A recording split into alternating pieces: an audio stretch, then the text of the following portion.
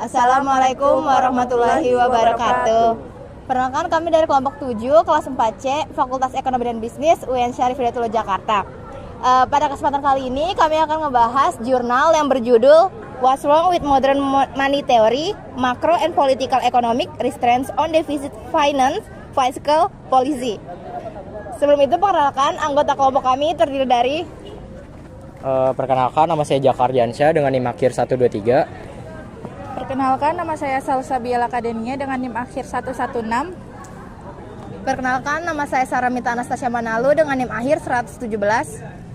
Perkenalkan, nama saya Intania Zahra dengan NIM akhir 033. Perkenalkan, saya Muhammad Rashid dengan NIM akhir 058. Selamat datang di video kami yang akan membahas topik menarik dalam ekonomi, yaitu apa yang salah dengan teori uang modern, kendala ekonomi makro dan politik pada kebijakan fiskal yang dibiayai defisit.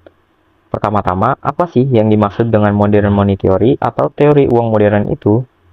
Dalam dunia ekonomi, seringkali kita mendengar bahwa pemerintah sebaiknya mengelola anggarannya seperti rumah tangga, yaitu tidak boleh membelanjakan lebih dari pendapatannya dan sebisa mungkin menghindari utang. Tapi, bagaimana jika cara pandang ini justru keliru? Inilah yang menjadi inti dari modern money theory. Teori ini menyatakan bahwa selama suatu negara memiliki mata uangnya sendiri, tidak berutang dalam mata uang asing, dan menggunakan sistem nilai tukar yang fleksibel, maka secara finansial negara tersebut tidak memiliki batasan karena pemerintah dapat mencetak uang sendiri untuk membiayai pengeluarannya. MMT berdiri di atas 3 pilar atau gagasan utama. Pertama, negara bisa dan boleh membiayai pengeluaran lewat defisit anggaran. Kedua, negara harus menyediakan program jaminan pekerjaan sebagai pemberi kerja terakhir. Ketiga, MMT didasarkan pada pandangan historis yang mengklaim bahwa uang berasal dari otoritas negara, bukan dari pasar. Nilai uang muncul karena negara mewajibkan penggunaannya untuk membayar pajak. Yang menarik, pajak dalam pandangan MMT bukan digunakan untuk membiayai belanja negara, melainkan untuk mengontrol inflasi dan menjaga keseimbangan ekonomi.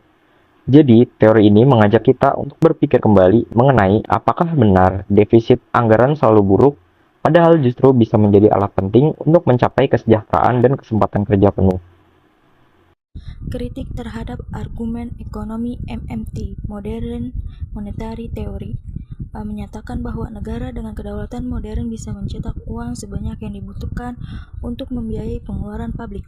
Namun dalam hal ini, argumen tersebut mendapatkan kritikan yang tajam. Yang pertama, pencetakan uang tanpa batas dikhawatirkan memicu inflasi tinggi atau bahkan hiperinflasi jika tidak dikendalikan dengan baik. Yang kedua, MMT cenderung mengabaikan pentingnya kepercayaan publik dan pasar terhadap stabilitas fiskal pemerintah.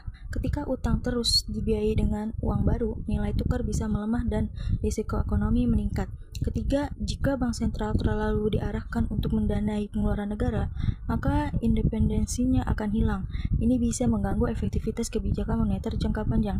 Dengan demikian, meskipun MMT menawarkan solusi bagi masalah pengangguran dan krisis, tetap ada risiko besar yang perlu dipertimbangkan secara hati-hati.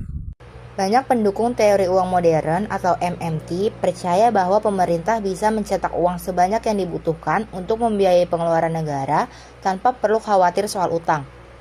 Tapi, pandangan ini seringkali mengabaikan resiko serius dari kebijakan seperti itu. Misalnya, pencetakan uang dalam jumlah besar bisa memicu inflasi tinggi, menciptakan gelembung harga aset seperti properti dan saham, serta membuat pasar obligasi jadi tidak stabil.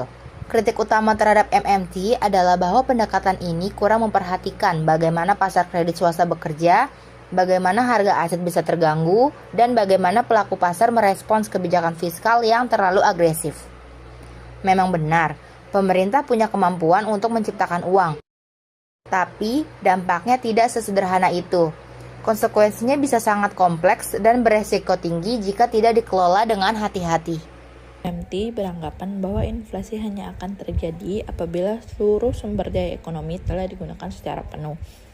Namun, dalam kenyataannya, inflasi dapat muncul lebih awal dan bersifat sektoral, terutama pada sektor-sektor strategis seperti pangan dan energi.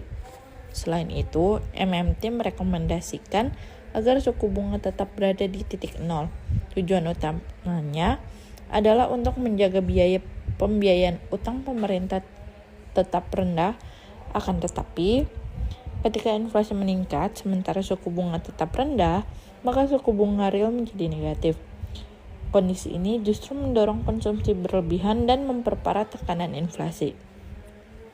Sayangnya, MMT tidak menawarkan pendekatan yang memadai dalam mengordinasikan kebijakan fiskal dan moneter. Akibatnya, respon terhadap dinamika inflasi menjadi lemah dan potensi ketidakstabilan ekonomi pun meningkat. Modern Money Theory atau MMT berfokus pada kemampuan negara dengan kedaulatan moneter penuh untuk mencetak uang guna mendanai pengeluaran publik tanpa terlalu khawatir pada defisit anggaran. Namun, pendekatan ini cenderung mengabaikan kendala eksternal seperti nilai tukar dan neraca pembayaran, terutama di negara berkembang yang sangat bergantung pada mata uang asing.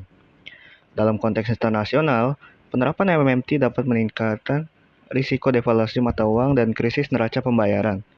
Selain itu, inkonsistensi narasi pendukung MMT terlihat dalam penekanan mereka terhadap pencetakan uang tanpa batas, tetapi tidak mengakui perlunya kebijakan pajak dan pengendalian inflasi. Oleh karena itu, penerapan MMT harus mempertimbangkan konteks internasional dan struktur ekonomi setiap negara agar tidak berujung pada krisis ekonomi baru. Sekian pembahasan jurnal dari kami, semoga dapat memberikan manfaat. Kurang lebihnya mohon maaf. Wassalamualaikum warahmatullahi wabarakatuh.